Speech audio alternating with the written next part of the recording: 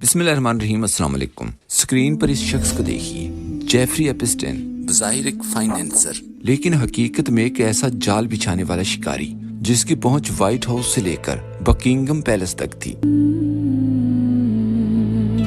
Trump जो चुनाव से पहले एप्स्टीन फाइल्स को एक चुनावी हथियार बना रहे थे, आज खुद उसी में फंस गए। वीडियोस कभी दफन नहीं हुई। इसकी मौत के 5 साल बाद अब कुछ ऐसी दस्तावेजात खोली गई हैं जिन्हें बरसों से टॉप सीक्रेट रखा गया था।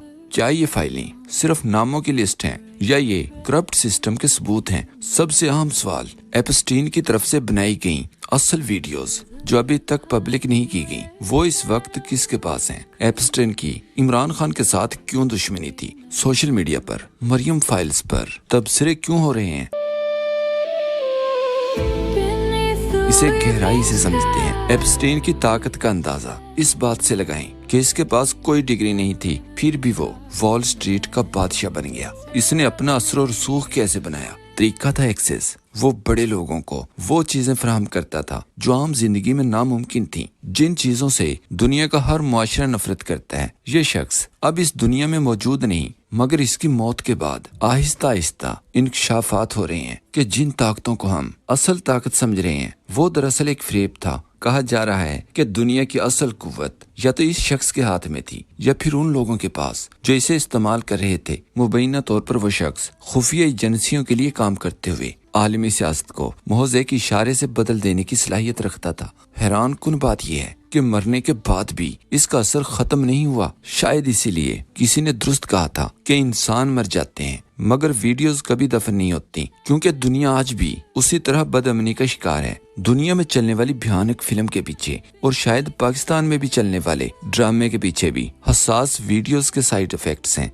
वीडियोस कभी दफन नहीं हुई। बहुत हसास वीडियोस हैं। ये पोस्ट देखें। आसिफ सरदार ने लिखा, अमेरिका और पाकिस्तान का फर्क एप्स्टीन फाइल्स और मरियम फाइल से ही वाज़ेह है। जेफरी एप्स्टीन ने कभी ये नहीं कहा था कि इसके पास अहम शख्सियात की वीडियोस मौजूद हैं और मुनासिब वक्त आने पर वो इन्हें सामने लाएगा। मरियम नवाज ने मीडिया और प्रेस के सामने ये दावा किया था। ऐसा महसूस होता है कि आलमी ताकतों ने आज तक दूसरे ममालिक के खिलाफ जो भी बड़े फैसले किए, इन्हें आलमी अमन के लिए खतरा करार देकर जवाब दिया गया। इन फैसलों के पस मंजर में इस शख्स का किरदार भी किसी न किसी सूरत में मौजूद था। 31 जुलाई 2018 को जब इमरान खान इलेक्शन जीत चुके थे तो इस शख्स की उस वक्त की एक ईमेल सामने आई है जिसमें शख्स ने अपने करीबी लोगों को एक पैगाम दिया। पैगाम ये था कि इमरान खान अमन के लिए उर्दवान, प्यूटन और खमीनी से भी ज्यादा खतरनाक साबित हो सकता है। एक social media activist, retired army officer Mohammad Arif लिखते हैं कि वो इसलिए जेल में नहीं है कि उसने पैसा चुराया,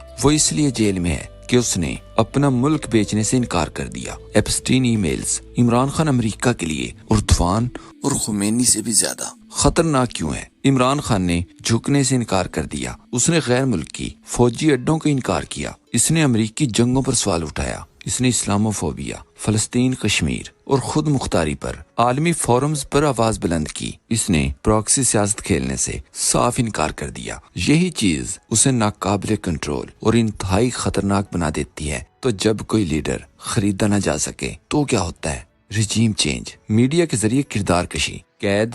तारीख ऐसे लोगों को पहले जेल में डालती है और बाद में तनहा कर देती है। एप्स्टीन पैगाम लीक पर तज्जियाकारों के मुताबिक ये दरअसल एक इशारा था कि अब इमरान खान के खिलाफ कोई कदम उठाना होगा, वरना मेरे पास वो वीडियोस हैं जो कभी दफन नहीं होती और ये आप कभी सब कुछ बदल सकती हैं। याद रहे, पाकिस्तान में आलूदा हवाएं इमरान खान के जीतने के फौरन बाद चलना शुरू हो गई थी, जिन्हें कोरोना की वजह से रोकना पड़ा था। एक तरफ मरियम फाइल्स जबकि दूसरी तरफ एप्स्टीन के असरात पड़ने शुरू हो चुके थे। दुनिया के कई तज्जियाकारों के मुताबिक इस शख्स के पास बुश सीनियर से लेकर मौजूदा मगरबी लीडर्स और दुनिया के अहम तरीन रहनुमाओं के खिलाफ ब्लैक मेलिंग का मवाद मौजूद था, और जिन लीडर्स के खिलाफ ऐसा कोई मवाद मौजूद नहीं था, वही लीडर्स इसके और इसके हैंडलर्स की नजर में दुनिया के लिए खतरा थे। एप्स्टीन की एक डायरी मिली थी, द ब्लैक बुक, जिसमें सैकड़ों ताकतवर लोगों के निजी नंबर्स थे। रिकॉर्ड्स बताते हैं कि बिल क्लिंटन ने कम अज कम 26 बार इसके त्यारे में सफर किया। अब आप सोच रहे होंगे कि ये फाइलें अब क्यों निकली?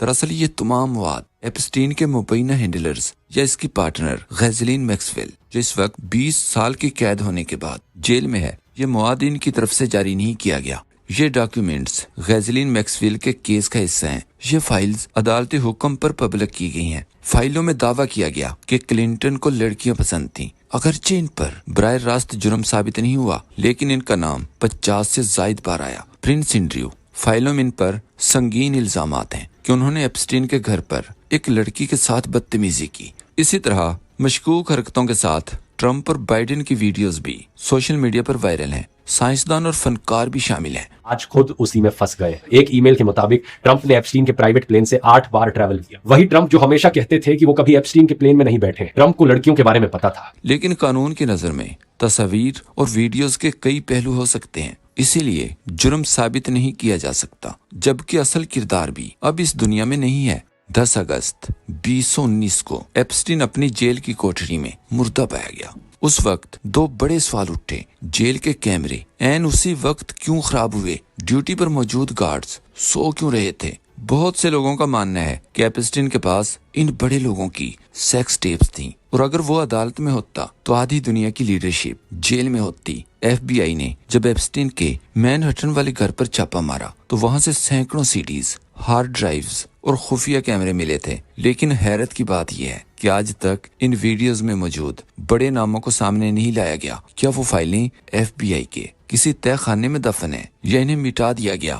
جبکہ بقول مریم کے تو ویڈیوز کبھی دفن نہیں ہوتی۔ یاد رہے ایپسٹین کی پہلی گرفتاری 2008 فلوریڈا کیس میں ہوئی تھی۔ یہ وہ وقت تھا جب ایپسٹین پہلی بار قانون کے شکنجے میں آیا، لیکن وہ حیرت انگیز طور پر بچ نکلا۔ اس پر الزام تھا کہ اس نے فلوریڈا میں درجنوں کم عمر لڑکیوں کو پیسوں کا لالچ دے کر اپنے گھر بلایا اور ان کا استحصال کیا۔ لیکن پھر عجیب و غریب ڈیل سامنے آئی۔ نان پروسیکیوشن ایگریمنٹ ہوا جس نے سب کو چونکا دیا۔ اسے صرف 13 ماہ کی سزا سنائی گئی، اور وہ بھی ایک ورک ریلیز پروگرام کے تحت، یعنی وہ دن میں 12 گھنٹے اپنے دفتر میں کام کرتا اور رات کو جیل کے ایک پرائیویٹ سیل میں سوتا تھا۔ یہاں سے سسٹم کی اصلیت کا پتہ چلتا ہے۔ ایک شخص جس پر اتنے سنگین الزامات تھے، اسے جیل میں قید کرنے کی بجائے دفتر جانے کی اجازت دی جا رہی تھی۔ آخر اسے کون بچا رہا تھا؟ دوسری گرفتاری 2019 نیو یارک کیس میں ہوئی، تقریباً 11 سال بعد، جب میڈیا اور متاثرہ خواتین نے دوبارہ آواز اٹھائی تو وفاقی استغاثہ نے اسے دوبارہ گرفتار کیا۔ الزام اس بار نیو یارک اور فلوریڈا میں سیکس ٹریفکنگ کے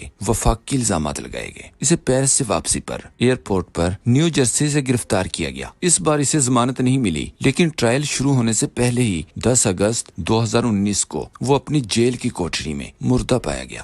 اب سوال یہ ہے کہ 2008 میں اسے بچانے والے کون لوگ تھے؟ ان میں سے ایک نام الیگزینڈرا کاسٹا کا تھا، جو ٹرمپ کی کابینہ میں لیبر سیکٹری بنے، اور اسی اسکینڈل کی وجہ سے انہیں استعفیٰ دینا پڑا تھا۔ اس پورے کیس کا سب سے بڑا المیہ یہ ہے کہ ایپسٹین کو 2008 میں ہی سزا ہو جانی چاہیے تھی، لیکن اسے ایک نان پروسیکیوشن ایگریمنٹ کے تحت بچا لیا گیا۔ اس معاہدے کو تاریخ کا سب سے کمزور معاہدہ کہا جاتا ہے۔ ایپسٹین فائلز ہمیں سکھاتی ہیں کہ جب طاقت اور پیسہ اور ہوس ایک جگہ جمع ہو جائیں تو انصاف خریدنا کتنا آسان ہو جاتا ہے۔ یہ صرف ایک شخص کا کیس نہیں، یہ گلوبل ایلیٹ کے خلاف ایک چارج شیٹ ہے